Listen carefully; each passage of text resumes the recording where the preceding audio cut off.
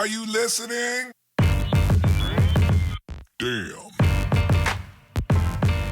And a big welcome back to the Endurance Hour Podcast, episode 371. I've got a hummingbird outside my window. I just distracted me there for a second. Happy Thursday as we record this episode. Back alongside Wendy Mader, I'm Dave Erickson. Great questions today. An emotional story as the voice of Ironman announces his retirement. We'll get to that. And hopefully we'll have time to talk about how more women can participate in the Ironman World Championship in Kona because more slots are becoming available based on the new style of 2 days of racing, which Wendy will participate in this year in a matter of how many weeks, Wendy? 5 weeks from today. Wow, 5 weeks. Seems like it's knocking on the door, isn't it? Like it's right there around the corner. It's it's coming up fast. I think the last 8 weeks, I remember, it just seemed like yesterday I was talking about, we have 8 weeks. And then last week we talked 6 weeks. Now we're down to 5 weeks. I had the same type of clock ticking in my ear where I'm within the 12-week window of my advanced Ironman training plan that we created that I'm following for Arizona, which is one of the races and your race where Mike Reilly will be announcing his final races this year. We'll talk about that here coming up pretty quickly. Our first question today is from Kathy, and it is this. I'm thinking about cutting the legs in my wetsuit by 3 or 4 inches, thinking that it would be easier to get them off. What are your thoughts on eliminating that much material from your full-length wetsuit, Wendy? Hey, Kathy, thanks for the question. So I've never cut a wetsuit, but I've heard of other people cutting off their sleeves or cutting part of their legs, like she's suggesting, to either make it easier to get on and off, as well as it's too warm and they don't really need sleeves, so they've cut their sleeves off. So I went and just did a Google search just to see, if that's kind of what people do and how to do it properly. And I had sent her some links about doing that just because I have no experience with it. I do know that one reason I dislike wetsuits is the time it takes to come off and, running into some barriers, especially with the legs and stomping on your legs and maybe having to sit down to pull the wetsuit off. And they do have wetsuit strippers to make it easier for you. And I also wear a very large wetsuit. I will wear a men's large sleeveless wetsuit just because of the fact that it does slip on and off my body a lot easier than like I would normally probably wear a women's small, which I don't. And so I do definitely understand why she wants to do that. Again, I would just do it, I would do it properly. So that's why I sent her some links and videos to show her how to do it based on what other people have done. I mean, I'm sure that compromises the quality of the wetsuit. I don't know if that would create any rubbing or possible rash on your shins or your knees because there's no movement there as opposed to maybe your shoulders if you were to cut off your shoulders with some scissors on your wetsuit. I don't know. Yeah. And I haven't watched the full videos, but the videos, there are a lot of them of success that people have had of cutting off their wetsuits. So I wanted to include this question in the podcast because there's probably others thinking of the same thing and they just don't know how to do it. And we spoke in the last couple episodes, and what you say is that, you don't do a lot of kicking anyway when you're in a race in a full-length wetsuit. It's for buoyancy, and the legs are just there for somewhat balance and maybe a slight flutter, but you really don't use the legs. So you're not really gaining too much. Well, are you really losing that much buoyancy if let's say you cut off from the knees below? No, I'm going to say no because I also like the core shorts that we have from Blue 70, and there's also called Sim shorts, and other brands have different names where they're just the short. So they're just above the knee, and the purpose of them is just to keep your hips up. Yeah. They don't really provide any warmth because they're just, from the hips to the knee length. And so I think if you cut your wetsuit, it would be more like a Sim short or a lava pant back in the day. We're talking, early 2000s, my husband got a pair of what was called lava pants because they went down to your shin. And so they weren't as short as a core short, but they weren't full legs all the way to your ankle. They stopped at about the shin. And so that's kind of what it seems like if you cut your legs off, you would want them to be cut at about shin height. Have you ever experimented, because I have, and I'll tell you my results, experimented with swimming with your regular suit, then core shorts, and then full wetsuit on how much time, I don't know if you can break it down by percentage, but how much more time you're saving by wearing each of the three elements in a swim? Well, what I have done, and I think I did it after I saw what you did, was I swam 1,000 with just a swimsuit. I swam 1,000 with the core short, and I swam 1,000 with the pull buoy. Because I didn't do the 1,000 swim. I actually just compared pull buoy to core short, and I was definitely faster in the core short. But I also know that I had to take in consideration of I swam the core short one first, so I was a little bit more rested than when I swam it with the pull buoy. But there was about a 30-second difference in that 1K that I did in the pool, and I tried to maintain a similar rate of perceived effort. So I tried to keep as many variables as possible constant, and the only differentiation was the core short and the pull buoy. I don't think I did the wetsuit that year. Because I've always thought about with the tightness that I have around my shoulders and my delts, because I've got some broad shoulders and my arms and shoulders are somewhat muscular, so it's kind of hard to get something that's flexible in that area. And maybe other people have experienced that too. If you have a suit that's a little bit half size too small, you have some soreness or some early fatigue after a 1.2 mile swim or a 2.4 mile swim, and it's like that's just, I don't want that energy, that match to be lit too soon, and then I'm dealing with a little bit of I can't raise my shoulder as much, and then it's just on your mind of cutting the shoulders off or buying one of the sleeveless suits, wondering, is it going to make that much of a difference in open water to not have that slickness and the buoyancy on your arms? And what's your experience, and what would your take be on that? I think from a buoyancy perspective, and this is years ago, Blue 70 had done some research and some testing on the buoyancy of a full body, full arms, full legs versus a sleeveless. And I don't recall, but I don't think there was any really difference in buoyancy. I think the main thing about the full sleeves, and for me, I would only wear full sleeves if the water was below probably 63 degrees. And I've actually have a YouTube video on the Endurance Hour with 4 different types of wetsuits that I own, different styles. And I talk about what type of temperature of the water would I wear: the full sleeve, the sleeveless, the short sleeves and short legs, which is called a short john, and then just the core short. And I talk about water temperature and why I would wear each one depending on water temperature. So I'm not really doing it for the buoyancy. That's another thing that I don't like about a wetsuit, is I feel my buoyancy is I don't know if it's too buoyant. I don't like the buoyancy feeling that a wetsuit gives me. I like my natural buoyancy. And just that wetsuit feel doesn't feel comfortable. Well, you are coming from a swimming background too, so your technique and your body position is already at where it needs to be, and this would throw off like, no, I know what I'm doing here. I don't need your extra, little bump in buoyancy. It throws off what I'm comfortable with, whereas I want it, I need it. I'm relying on it to help me stay on top of the water or glide a little easier, less effort. Yeah, definitely. And so let's talk about water temperature really quickly. For a World Triathlon Corporation event, if the water temperature is above 76.1, you can't wear a wetsuit, and that includes core shorts. I get that question a lot. Well, if it's too warm, can I still wear the core short?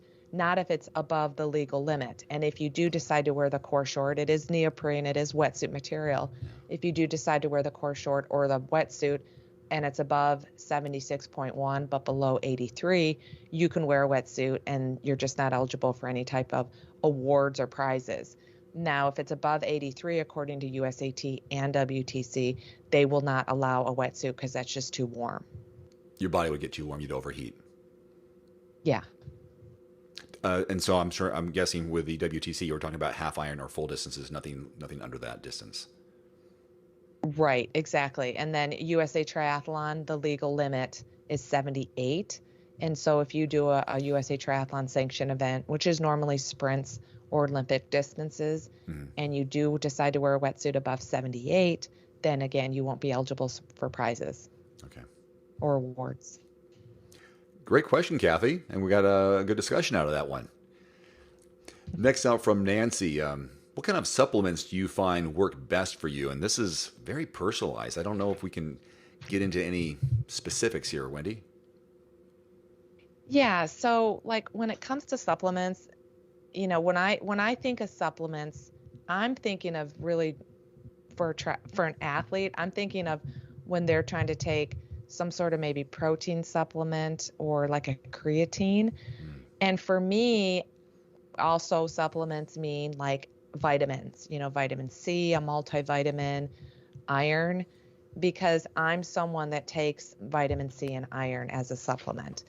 And I think it's important when you're talking supplements, be a little bit more specific about what supplements you're interested in, because I don't think anyone needs supplements unless they have a blood test, they talk to their doctor, and they're deficient in something. Maybe they have a low carbohydrate, low fat, low protein intake. So maybe they're deficient in some sort of macronutrient, or they're deficient in a micronutrient, which is the vitamins and minerals.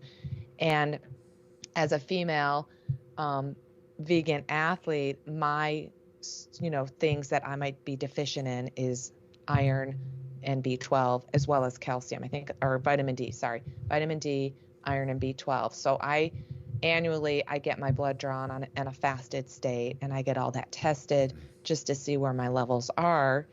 And right now I'm in the normal range of everything, but I still supplement with vitamin C because it's good for your immunity. And my iron is generally on the low end of normal. So I do supplement with iron supplements just so I can get more, closer to the middle range of normal.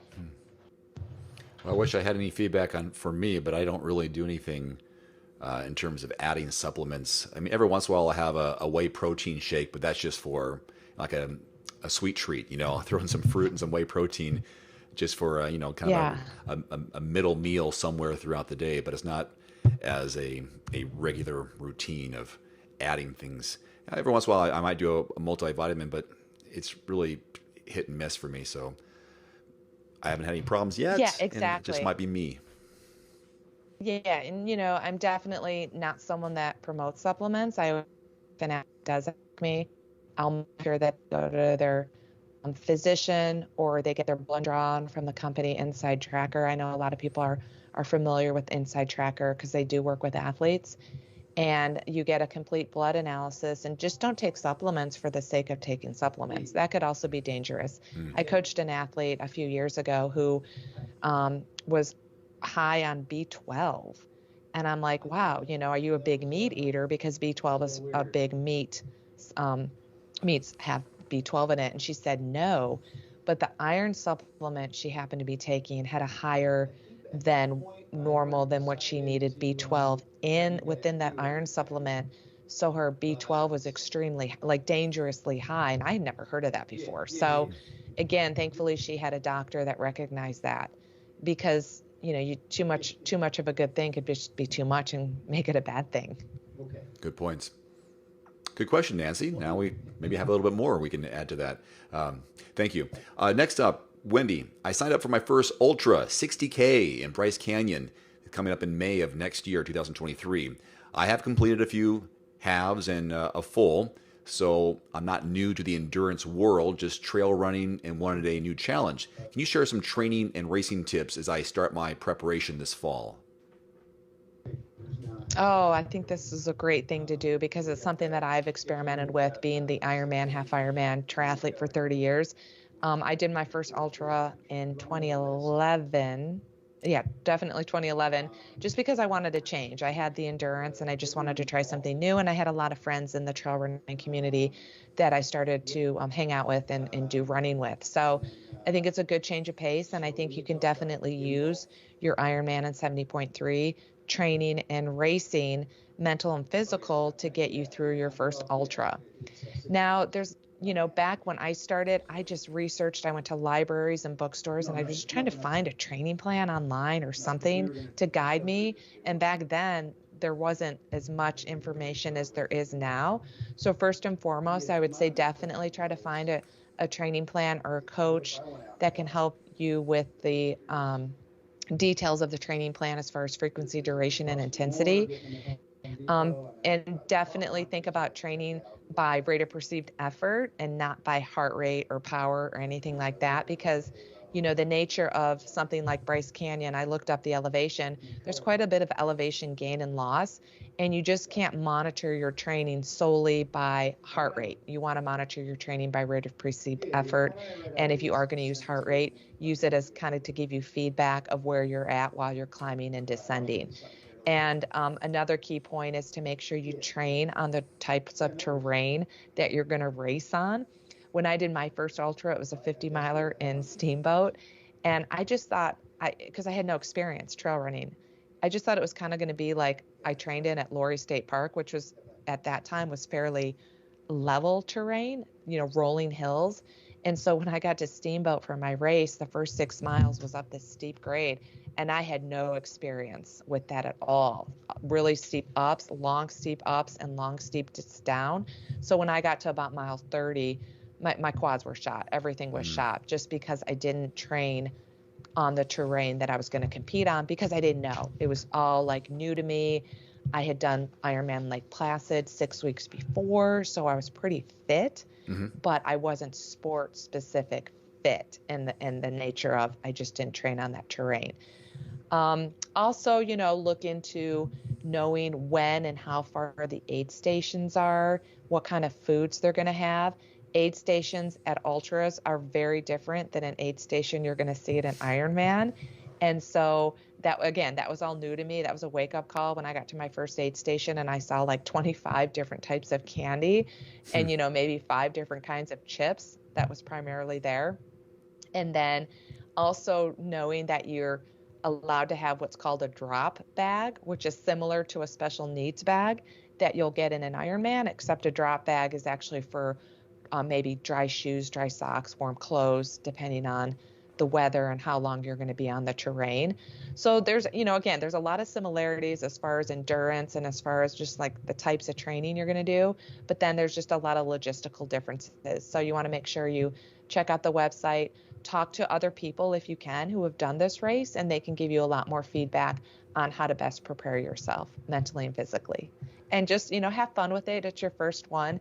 Just really enjoy the experience, take it all in, and really pace yourself and eat a lot. So this one says it starts around the 8 to 9,000 foot elevation mark. That's where it begins. So you're already up there in high elevation. So math wise, if she's doing the 60K, did I do this wrong? 10K is 6.2 times 6. I got 37.2 miles. Is that right? Sound about right? Yeah. Okay. Yeah. When you're doing this or you're training for an ultra, and I know a couple people who do this besides yourself, is that it seems like it must be all encompassing with your training. There has to be some sort of weight training or core training to complement it because of how many miles you're putting in. But that's all you would be training for, right? It's not like, unless you have an easy spin day. I mean, an ultra runner is an ultra running person, right? You don't dabble in other things. Yes. And I'm glad you brought up the strength training component, because there's just a lot more stabilizers in your hips and core that you're going to use on the nature of just any trail terrain that you don't use when you train for like an Ironman or 70.3, which is trained on the road. And when especially my first 2 years of doing ultras, all I did was run. I did a lot of step mill, which is the revolving Stairmaster that you see in a gym. That was actually beneficial for me as well. When I couldn't make it to do the hills, I did the step mill, which was really good for strength. And back then when I started, I didn't do as much strength training as I would advise now to really get those quads solid and ready for the descents, especially. And yes, it's really hard, difficult, especially your first time, to manage any type of biking and swimming unless you wanted to do something easy, like you said, an easy spin or an easy swim, which I did when I did my first ultra. And now I'm able to balance them a little bit more because I have a lot more experience. But when you do your first one, I would just focus on the trail running, especially at that elevation, and with that as much elevation gain and loss as you're going to get. The more time you run on various trails and just varying your terrain, the better your hips and core and muscles are going to adapt, and you're going to be more prepared.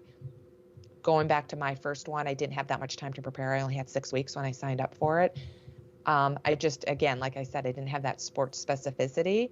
And even the next year, when I repeated that race, I still trained too many miles on the flat road when I should have done more hills and more trails. Wow. And one more question for you on this. Oh, this is not my first impression is this is more of a, not so much a competition as it is a completion event because of the distances. If you're a first timer, you just want to check it off your box. I did it. So these training runs that you do on the trails, whatever, it's a lot of base building, a lot of just endurance base building of let me just go out for time, if the distance, whatever it may be, but I need to get my body used to this overall duration. Oh, definitely. It's all about strength, endurance, and pacing, getting, when you're an ultra runner, you're a hiker. So you're really getting your muscles used to hiking, which is something I neglected when I first started. I didn't do enough hiking and training, and I found that I did a lot more hiking race day than what I trained. And so I was very weak at that. That really slowed me down. And so now, again, I have more experience. It's 10 years later. I do a lot of hiking while I'm training for an ultra, more than I've ever done, and I've gotten faster at it. And then I also use poles. So find out if the event will allow poles. Again, it just depends on the race director, but some of my events, I could take poles, which makes it a little bit easier for me, specifically on the downhills, to have a little bit more support on the downhills, because uphills are definitely my strength. Running uphills is my strength. And so, go to enjoy the experience, meet a lot of new people. Ultra runners are just different. They're a different athlete than other athletes that you've been with. So enjoy the experience, enjoy nature. It's all about being in nature and the beauty of the mountains. The poles, stability, is that what they're really used for? Stability, and then they help you get uphill when you're really fatiguing, and you can like plant your poles and kind of help give you some momentum on the uphill part. Okay. And then for me on the downhill part, that was my weakness. And again, I've worked on it. So I've become a lot better downhill runner, that I don't need them like I used to. But for stability, especially on really steep downhills that could put you on your butt sliding down. Okay. If you have those poles, they'll keep you a little bit more stable, and especially in the later stages of any ultra. Are they collapsible? Are they all the one length that can you break them down and put them into a backpack? I mean, this is kind of coming to me right now. How do you hold these things? Yeah, so you can shorten them and lengthen them. I actually have a pack now, a 2-liter pack for my fluid that has holders for my poles. I specifically got this because I wanted something to carry my poles when I didn't need them. They just have, special clasps on the back of the pack to carry the poles. But yeah, shorten them and lengthen them. And so it takes a little bit of time. I mean, it takes practice. If you're going to use poles, make sure you train with them, because there are different lengths. So I did some research online to find, what position where my hand should be. With my hips, should they be above my hips? Should they be at hip level? Just to find that sweet spot of what's comfortable and how I like to hold them at what height. And then the poles have marking. So you just got to remember the marking that you want to set your poles at when you're out there in race day. Why wouldn't a race director allow them? Well, in the Georgia Death Race that I did in March, it was a 74-mile trail run. Because it was the Georgia Death Race, they were trying to make it as hard as possible for us. Okay. So they didn't allow poles at that specific race. Well, I think we've given you some pretty good training tips and suggestions in preparation for your fall run there in Bryce Canyon. This question from Sean. I have my first 70.3 in Augusta, Georgia in a few weeks. Did my first open water swim, panicked 50 yards out. I think it was the water depth that freaked me out, and I don't know how to relax. Any thoughts on how to overcome this fear of being in deep water when you're swimming? So yeah, thanks, Sean. That's an interesting question, and I'm really glad you came to the realization that it was the water depth that was making you panic. Because most times people get in a large body of water and just not having the walls, or, it's such a, just a, vast, you could be 50 yards out and feel like you're a mile from shore, especially if you're not experienced like that. And so he had actually commented to me, and he told me if it was a pool swim and it was that deep, he probably would have still panicked. So it wasn't just the open water nature of open water swimming, it was the depth of the water. And definitely, wear a wetsuit, get experience in your wetsuit, get comfortable floating on your back and your stomach. And when you're floating, you just have to relax, because if you have tense muscles while you're floating, chances are higher that your hips might sink, and that's going to cause you to panic even more. So whether you're in a pool or in an open water setting where it's more shallow, just get comfortable relaxing on your back, relaxing on your stomach, making sure you're exhaling underwater, inhaling above water, as well as treading water. Get comfortable treading water in the pool, and then you can kind of take that skill out to open water. And then other things are, just making comfortable, how to sight properly with, we call it alligator eyes. We have a video on the Endurance Hour YouTube channel that talks about alligator eyes, and I give demonstrations. And always go out with like a safety buoy for more security, and also make sure there's other people out there with you, because sometimes when you're in that panic mindset, your mind is not in the right state of mind, and it just takes someone to ask you questions about what's happening and to help calm your mind down, so that you're in the safety of others. Good tips. Thank you, Sean. It's a real valid question for a lot of us who are out there having that the fear of the unknown. So this is a topic here that was brought up with the Ironman World Championship in Kona being split into 2 days. And remind me, Wendy, was it split in 2 days last year, or is this the first year? That wasn't last year, because it was May, was in St. George. Yeah, right. So this year, October 2022, will be the first time Ironman is splitting up. The women race on Thursday, the men race on Saturday. I believe there's one male age group, I think it's 25 to 29, that's also racing with the women for some reason, but I just don't remember the breakdown off the top of my head. And the reason they're doing that this year is because the qualifiers from the end of 2019 that qualified for Kona in 2020 couldn't go because of COVID. It was canceled. And then they had the option, then again, Kona was also canceled in 2021 because of COVID. And then moving into 2022, the qualifiers from 2019, 2020, and 2021 had the option to do the 2021 World Championships in St. George in 2022, or they could continue on and do the October 2022 Kona. So it's a little bit confusing about how it all went down. So this year, just due to the amount of athletes who qualified in 3 years, the best decision, I think was a good decision, was to make Kona a 2-day event. And they do have support of the island and volunteers and everyone who is involved in putting on an Ironman World Championship. And then they already decided that in 2023, they're going to move forward with having a 2-day event. And so to add more athletes to the sport, they're giving away, I don't know if giving away is the right word, but there's more slots available at certain races that you compete in 2023. And 100 of those slots are from the Women for Tri Foundation, trying to support more women, get more women, I guess, to race on the Big Island. And so there was this article that recently came out that Mont Tremblant next year is going to have the most slots for women. Mm-hmm. Let's say they're going to have, I think, like 100 slots. And this past year, there were only close to about 300 women who finished. So that would mean, up to a third to a half of the women who finished Mont Tremblant this past year would have gotten a slot to Kona. So everyone, when everyone, those people who are trying to qualify, one of the smart things to do is to look at certain races, qualifying races, and to see who's giving away the more slots, to see what kind of times you have to go, to, obviously what time of year the race is, if you can afford to go. There's a lot of logistics involved in choosing to do an Ironman. So that brought up the topic, and Katie from our T2 Endurance group wanted me to comment about it. So the article is the Ironman recently announced this dramatic expansion of the women's field for 2023 in Kona.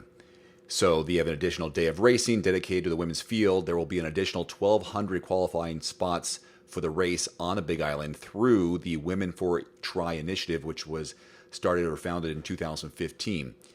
With that number, they say if, how's it go? Based on this year's numbers, as many as 42% of the women's field at Ironman Mont Tremblant could qualify for Kona. 42%, whereas just 4.5% of the men could, which is fine. That's just how it works out.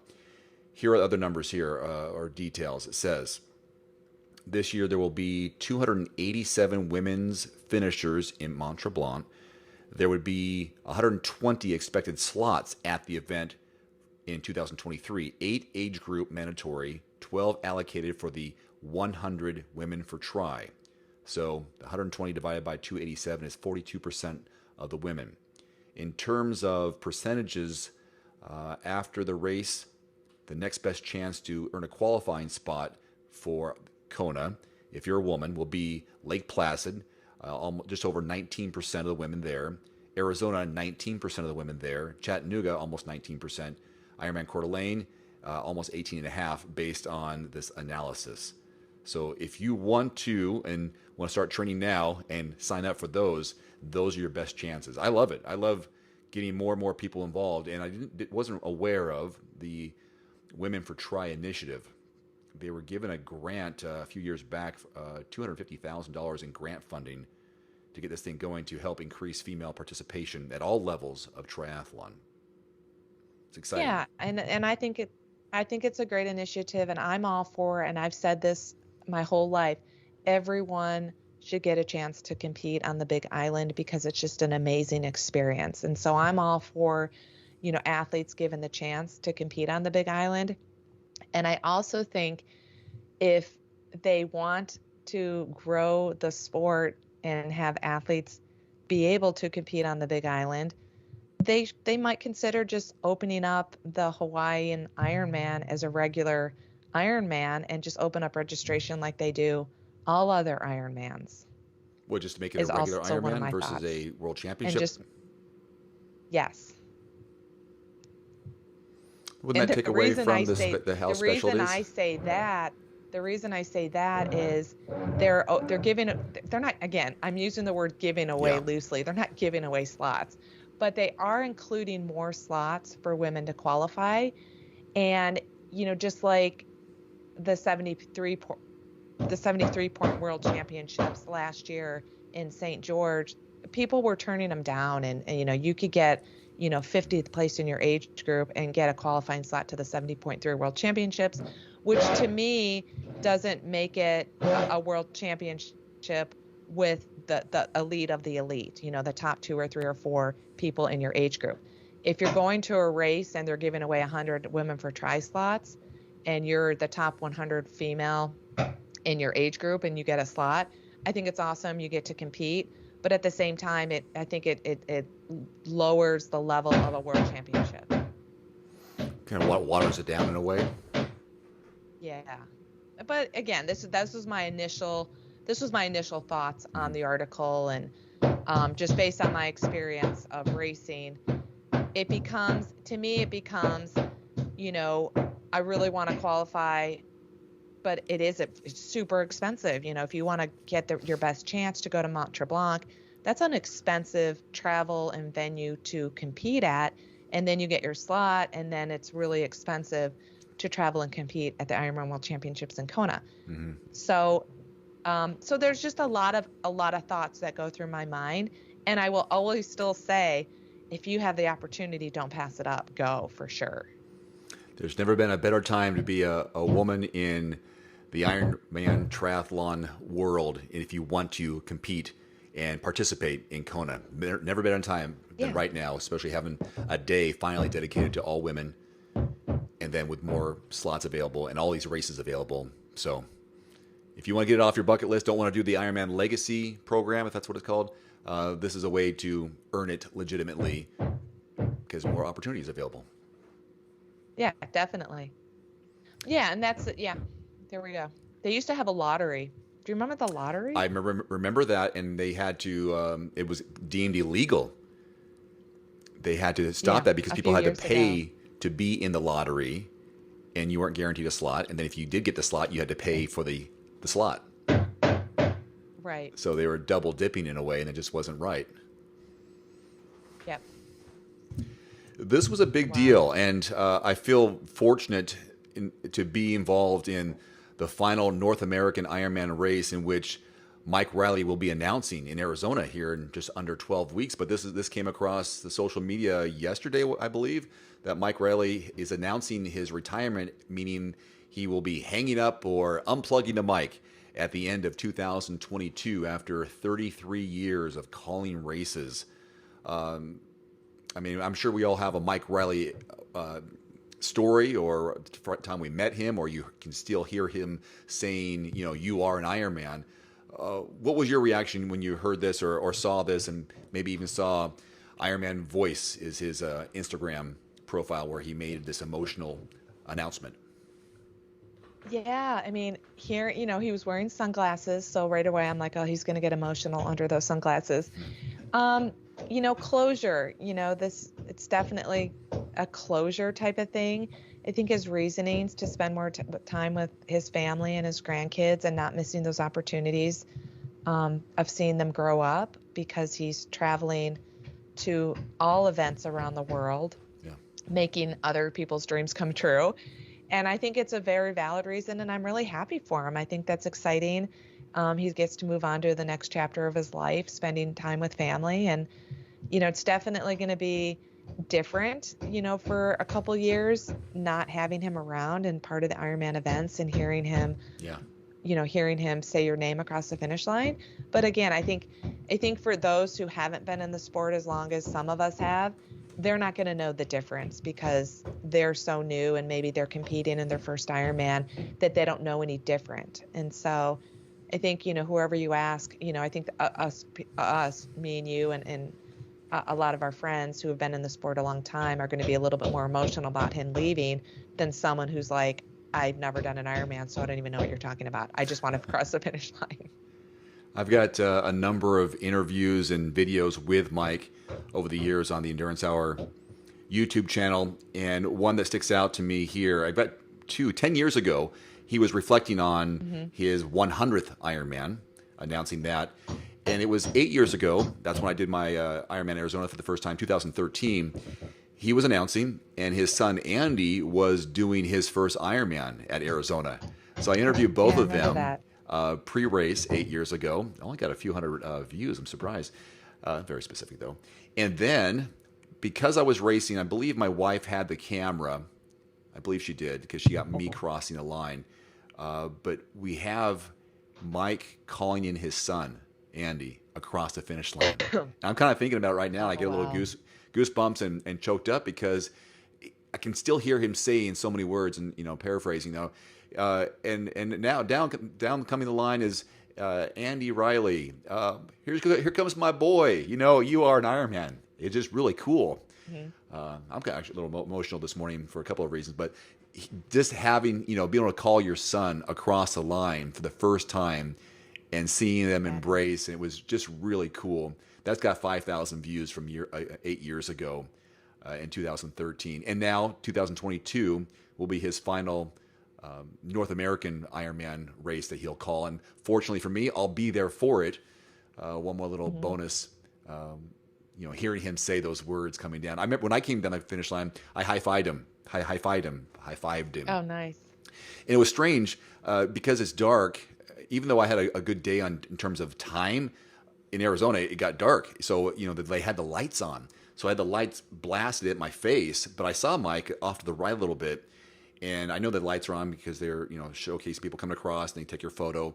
But I saw him, and I be sure to put my hand up, and I gave him a high five and came across the line. I was stoked. A negative split of the run on that day. I was just having a great day. And he was there. So that's my, in addition to being a professional friend, over the years, it was cool to have him call me across, as he has a couple different times, and then give him a high five on that race. And that was my last. But Arizona 8 years ago. Do you have a Mike Reilly story that comes to mind? 2008, when I was the first female amateur to cross the line. And he knew it, and he announced it that way, Oh, did he? that I was the first female amateur. So that was pretty cool. Yeah. Because when you go to the World Championships, it's more about being first, like top in your age group. They don't really highlight necessarily the overall amateur because there's pros there. So they focus on the overall pros, Yeah. and then they just focus on, age group top 5 for amateurs. But he actually announced me as the first amateur female, which is pretty special. And then one year I was in Boulder, and I think we did a podcast or we recorded it. He did story time with Mike Reilly in Boulder. It was for the Boulder Ironman. And so I went to that and I recorded it.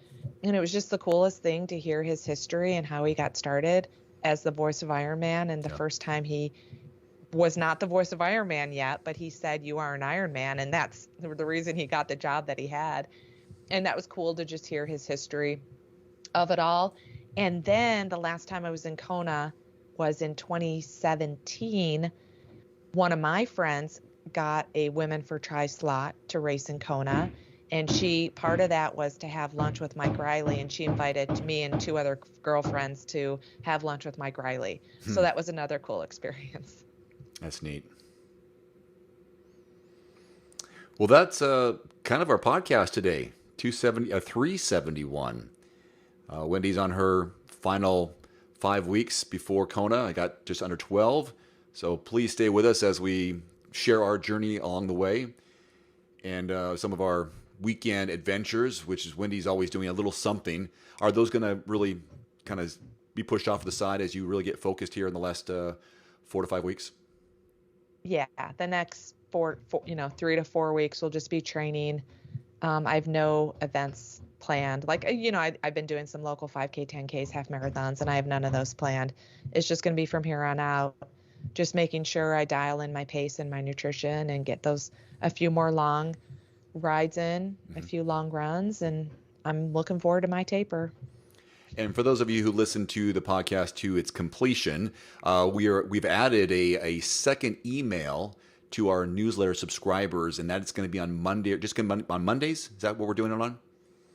Mondays, yeah. So we have a number of partners that we've worked with over the years that give us discount codes exclusive to Coach Wendy and to myself, and then we're going to share those in a standalone email. So if you see those on Monday, that's what they are. It's not spam. It's just like, hey, we can want to pass along some savings that we've been granted by partners or sponsors that you can benefit just by being a newsletter subscriber. And you'll still get on Thursdays and Fridays, most likely Fridays, a recap of what's been going on that week, a little preview of the podcast, and some other great articles and links to videos and information for you. And that's what Wendy put together now twice a week. So be aware of that if you see it on Mondays, our money-saving Mondays. And yes, and if you're someone who has a partner deal that you want us to share in our newsletter, discount code somewhere that's not in combat with what we're offering, that'd be great. Yeah, just let me know. People have these deals or these to save time on having to search the internet. Like, I want to save 20% on what?